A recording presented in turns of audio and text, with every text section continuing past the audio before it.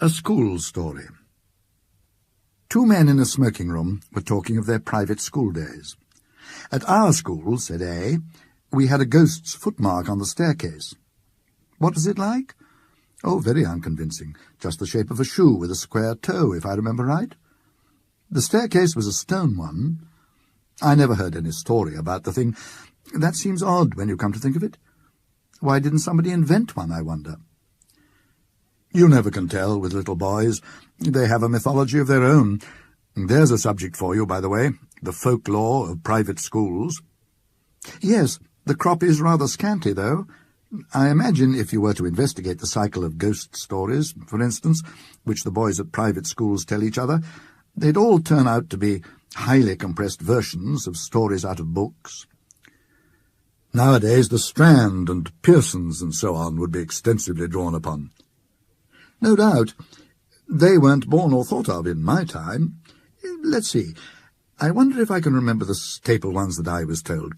First, there was the house with a room in which a series of people insisted on passing a night, and each of them in the morning was found kneeling in a corner and had just time to say, "I've seen it," and died. Wasn't that the house in Berkeley Square? I dare say it was.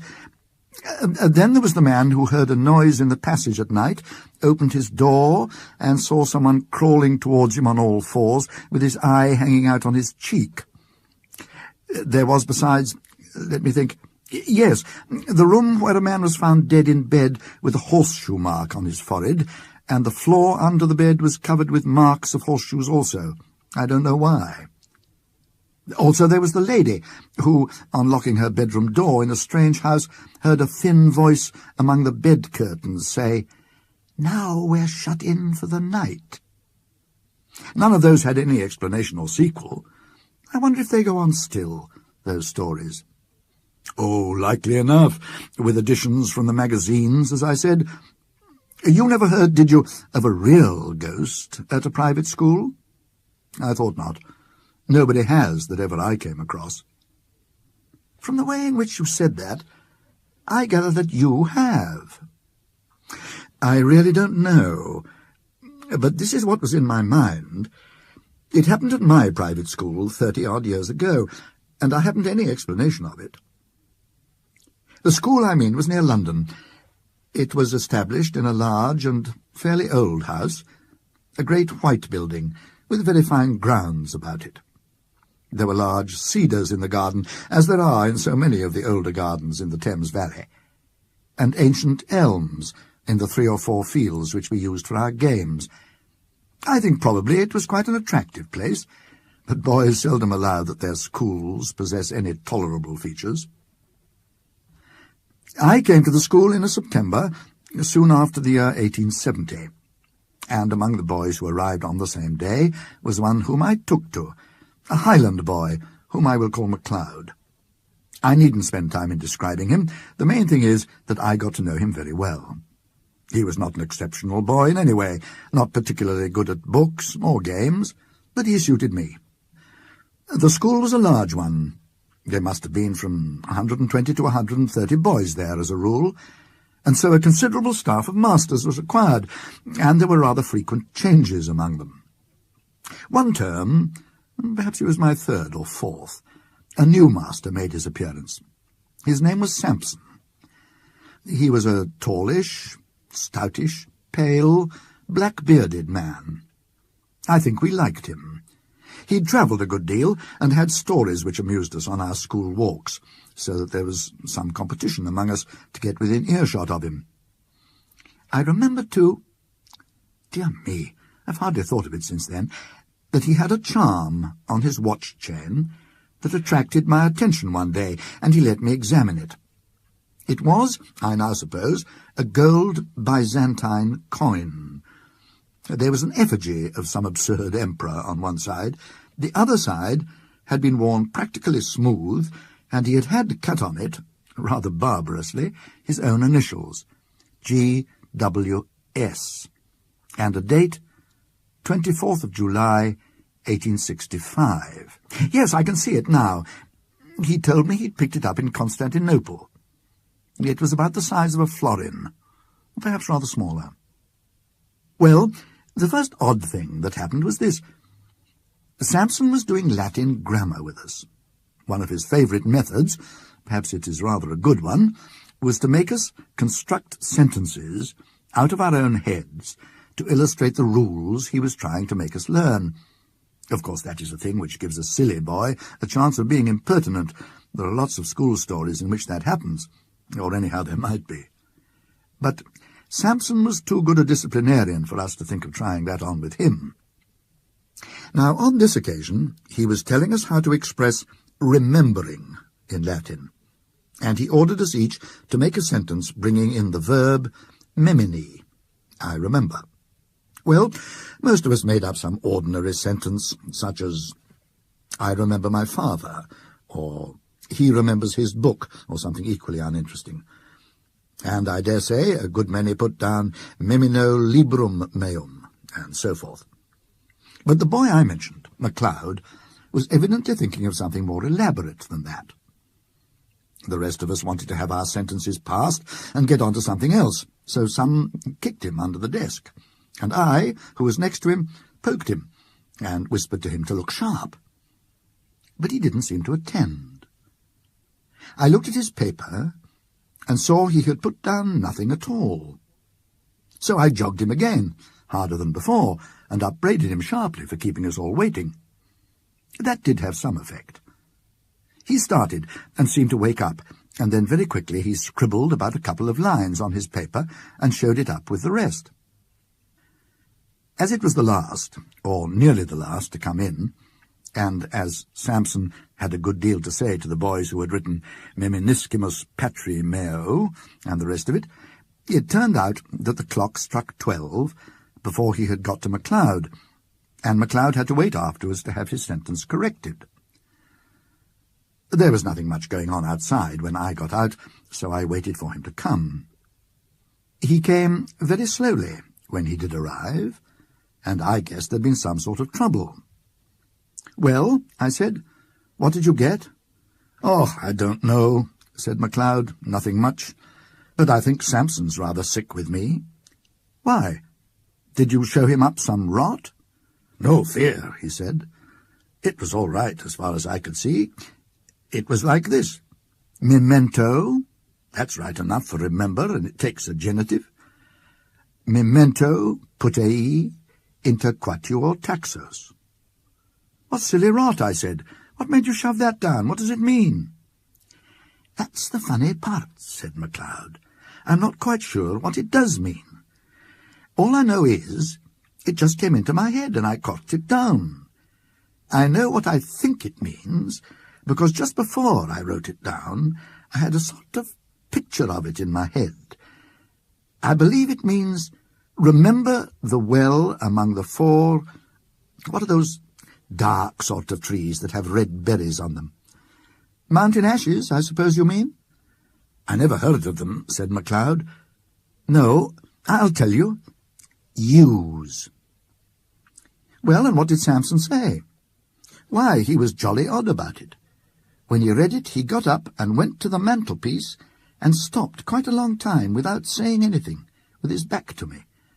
And then he said, without turning round and rather quiet, 'What do you suppose that means?' I told him what I thought, only I couldn't remember the name of the silly tree, and then he wanted to know why I put it down, and I had to say something or other, and after that he left off talking about it, and asked me how long I'd been here, and where my people lived, and things like that, and then I came away. But he wasn't looking a bit well." I don't remember any more that was said by either of us about this. Next day MacLeod took to his bed with a chill or something of the kind, and it was a week or more before he was in school again. And as much as a month went by without anything happening that was noticeable. Whether or not Mr. Samson was really startled, as MacLeod had thought, he didn't show it. I am pretty sure, of course, now that there was something very curious in his past history, but I'm not going to pretend that we boys were sharp enough to guess any such thing. There was one other incident of the same kind as the last which I told you. Several times since that day we had had to make up examples in school to illustrate different rules, but there had never been any row, except when we did them wrong. At last there came a day when we were going through those dismal things which people call conditional sentences, and we were told to make a conditional sentence expressing a future consequence. We did it, right or wrong, and showed up our bits of paper, and Samson began looking through them. All at once he got up, made some odd sort of noise in his throat, and rushed out by a door that was just by his desk. We sat there for a minute or two, and then, I suppose it was incorrect, but we went up, I and one or two others, to look at the papers on his desk. Of course, I thought someone must have put down some nonsense or other, and Samson had gone off to report him. All the same, I noticed that he hadn't taken any of the papers with him when he ran out. Well, the top paper on the desk was written in red ink, which no one used, and it wasn't in anyone's hand who was in the class. They all looked at it, MacLeod and all, and took their dying oaths that it wasn't theirs. Then I thought of counting the bits of paper, and of this I made quite certain. There were 17 bits of paper on the desk, and 16 boys in the form. Well, I bagged the extra paper, and kept it, and believe I have it now. And now you'll want to know what was written on it. It was simple enough, and harmless enough, I should have said. Si tu non veneris ad me, ego veniam ad te, which means, I suppose, if you don't come to me, I'll come to you. Could you show me the paper? Interrupted the listener. Yes, I could. But there's another odd thing about it. That same afternoon I took it out of my locker. I know for certain it was the same bit, for I made a finger mark on it. And no single trace of writing of any kind was there on it. I kept it, as I said, and since that time I've tried various experiments to see whether sympathetic ink had been used, but absolutely without result. So much for that. After about half an hour, Samson looked in again, said he had felt very unwell, and told us we might go. He came rather gingerly to his desk, and gave just one look at the uppermost paper, and I suppose he thought he must have been dreaming. Anyhow, he asked no questions. That day was a half-holiday, and next day Samson was in school again, much as usual. That night, the third and last incident in my story happened. We, MacLeod and I, slept in a dormitory at right angles to the main building. Samson slept in the main building on the first floor. There was a very bright full moon. At an hour, which I can't tell exactly, but sometime between 1 and 2, I was woken up by somebody shaking me. It was MacLeod, and a nice state of mind he seemed to be in. "Come," he said, "come, there's a burglar getting in through Samson's window." As soon as I could speak, I said, "Well, why not call out and wake everybody up?" "No, no," he said. "I'm not sure who it is. Don't make a row. Come and look." Naturally, I came and looked, and naturally, there was no one there. I was cross enough, and should have called MacLeod plenty of names. Only, I couldn't tell why, it seemed to me that there was something wrong. Something that made me very glad I wasn't alone to face it. We were still at the window looking out, and as soon as I could, I asked him what he had heard or seen. "I didn't hear anything at all," he said, "but about 5 minutes before I woke you, I found myself looking out of this window here, and there was a man sitting or kneeling on Samson's windowsill, and looking in, and I thought he was beckoning." "What sort of a man?" MacLeod wriggled. "I don't know," he said, "but I can tell you one thing. He was beastly thin, and he looked as if he was wet all over. And," he said, looking round and whispering as if he hardly liked to hear himself, "I'm not at all sure, that he was alive. We went on talking in whispers some time longer, and eventually crept back to bed. No one else in the room woke or stirred the whole time. I believe we did sleep a bit afterwards, but we were very cheap next day. And next day, Mr. Sampson was gone, not to be found. And I believe no trace of him has ever come to light since. In thinking it over, one of the oddest things about it all has seemed to me to be the fact that neither MacLeod nor I ever mentioned what we had seen to any third person whatever.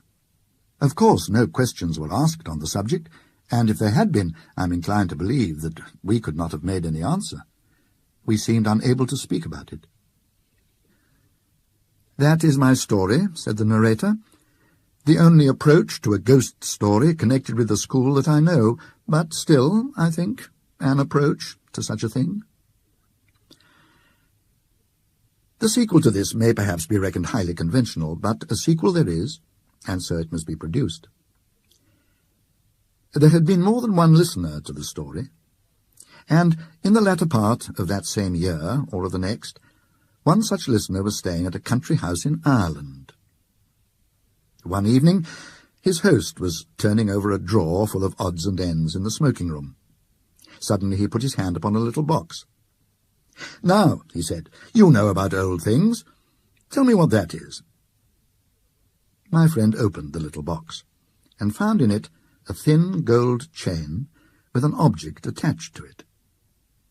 He glanced at the object, and then took off his spectacles to examine it more narrowly. "What's the history of this?" he asked. "Odd enough," was the answer. "You know the yew thicket in the shrubbery? Well, a year or two back we were cleaning out the old well that used to be in the clearing here. And what do you suppose we found?" "Is it possible that you found a body?" said the visitor with an odd feeling of nervousness. "We did that. And what's more, in every sense of the word, we found two." "Good heavens, two?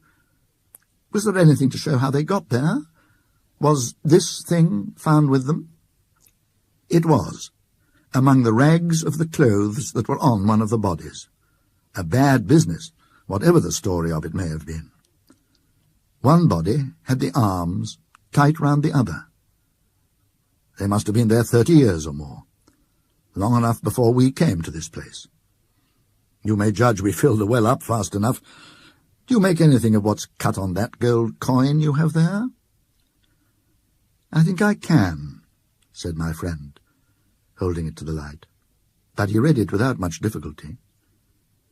"It seems to be GWS, 24th of July, 1865.